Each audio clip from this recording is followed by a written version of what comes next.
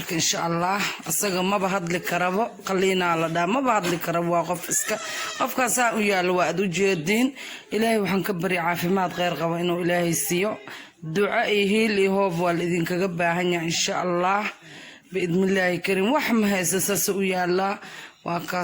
saab iska tacbaan qaliina la dhahay waxaan inuu ka bararsan yahay aada xaaladiisu culusta marka insha Allah waxa la idin ka codsanayaa walaalaha muslimiinta laga codsanaya inay u soo gargaaraan gargaar rabbi waa dal iyo dibad meel kasto dunida dacladeeda ka joogtaan adeerkiis hadal wadaadka xaaladiis assalaamu alaykum wa rahmatullahi wa barakatuh alhamdulillahi rabbil alamin wa salatu wa salam ala rasulillahi sallallahu alayhi wa sallam dhammaantiin waa idin salaamaya Somali Foundation dhammaantiin waa idin salaaminaa intii muslimiinta kulligeen waa idin salaamaya gaar ahaan Somali Foundation odagaan markaasi ayaa xanuunsana baraaw ayaa laga keenay isbitaal ayaa markaasi geynay waxaa la yiri qalitaan waay xaniinaha markaa mid ka mid ah ayaa banaanka dhigaa waa la bixinay la yiri iyo xameetadin waxba lagu sheegay in qaliin waay la yiri marka sidaas daraadeed qaliinkaasi anaga ma awood asiga ma awood anaga markaasi soo kaalmeen intaas ayaa keenay hadda markaa waxaan idinka codsaneynaa muslimiin dhammaanteen aan ka codsaneynaa adeerka inaad soo kaalmaysaan idinkan markaa ajar hasan ilaahay idinka siiyo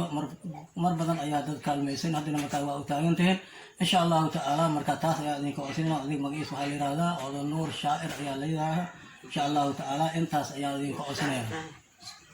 insha Allah hadii ilaahay idmo kolay waa u bandhigeena walaalaha muslimiinta sida xaaladiisa tahan waa kaas qof dhahay xaniinta laga bixinaa haddana xameetadana wuu ku xanuunsan la dhahay kolay xaaladiisa waa garan kartiin soo u yaalo waxna ma uu haysta marka insha Allah dhammaantiinba Somali Community Foundation iyo walaalaha muslimiinta dhammaanba waxaan ka rabnaa ilaahay gargaar hiil iyo duca iyo hoob waa idin kaga baahan insha Allah ilaahay caafiyo waa iska xaaladiis waa kaas saas u yaala wadaadku waxna ma uu haysto waa qof saas u yaalo meeshaas jiifad u jeedin waay marka insha Allah ilaahay idinkiis Allah caafiyo hiil iyo ina la soo garab istaagtay ayaa la idinka codsanayaa assalaamu calaykum wa rahmatullahi wa barakaatuh calaykum wa rahmatullahi wa barakaatuh dhamaan walaalaha muslimiinta daafaha caalamka meel kasta aad ku kala sugan tihiin dhammaantiin waxaan idinku salaamayaa salaanta qiimaha iyo qaayaha badan ee islaamka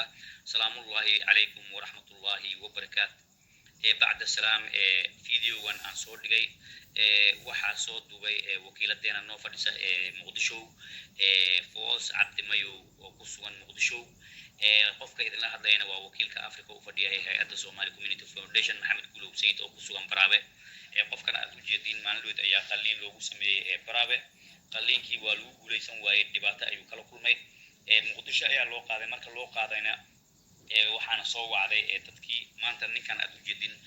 qof dad mala hadduu dad lahaan lahaa meeshan lama soo dhigi lahayn wuxuu caawinaad uga baahan yahay walaalaha muslimiinta ayuu caawimaad uga baahan yahay baraawo lacagaha lagu qalay waxa dad ayaa u aruuriyay markii qaliinkii uu toosi waana aad iyo aad ayaa qaliinkaas aad iyo aad ayuu halaabay marka insha Allah ta'ala walaalaha qaaliga ah inaad soo taakulaysaan hadda muqdisho ayuu ku sugan yahay lacagaha